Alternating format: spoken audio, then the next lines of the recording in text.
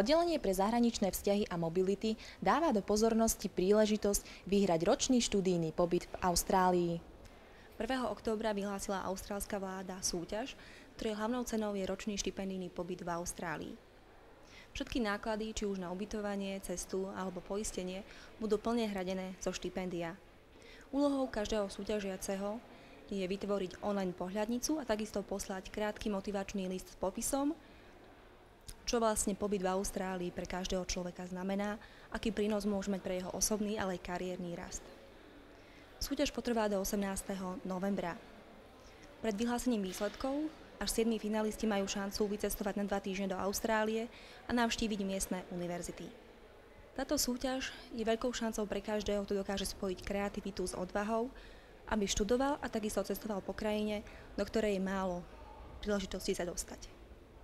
Ak sa chcete o tejto súťaži dozvedieť viac, navštívte webovú stránku www.futureunlimited.com.au alebo kontaktujte pracovníčky oddelenia pre zahraničné vzťahy a mobility pre médiá KU Lea Hajlová.